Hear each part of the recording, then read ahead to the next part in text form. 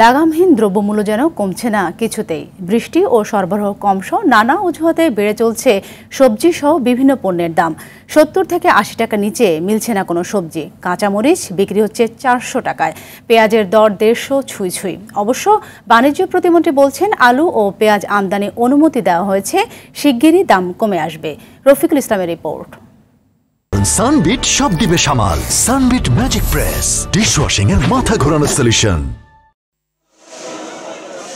কয়েকদিন ধরে অস্থিরতা চলছে সবজির বাজারে। সপ্তাহের ব্যবধানে ঝাঁজ বেড়েছে পেঁয়াজের। কেজিতে ৩০ থেকে ৪০ টাকা বেড়ে ১২০ থেকে ১৩০ টাকায় বিক্রি হচ্ছে পেঁয়াজ। আর কাঁচামরিচের দাম ঠেকেছে ৪০০ টাকায়।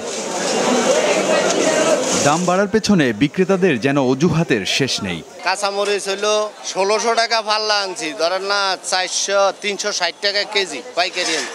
এক কেজি সবজিতে ১৫ থেকে ২০ টাকা সব সবজিতে দাম বেশি। ইন্ডিয়ান যদি ১০০, এটা তো মনে করেন 100% ৫ টাকা ১০ টাকা বেশি হবে।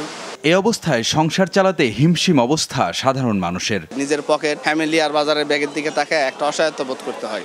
এই তরকারি কিনা, মাছ কিনা আমাদের চলা খুব কষ্টজনক হচ্ছে। বাণিজ্য প্রতিমন্ত্রী আহসানুল ইসলাম টিটু বলছেন, পেঁয়াজ, আলু, চিনি ও তেল আমদানির উদ্যোগ নেওয়া হয়েছে, দাম কমে আসবে। আইপি ওপেন করে দেওয়া হয়েছে, যে কোনো আমদানিকারক চাইলে আলু এবং পেঁয়াজের জন্য তারা নিয়ে আসতে পারবে, আমরা অনুমতি দিব। এটা কৃষি মন্ত্রণালয় থেকে বন্ধ ছিল।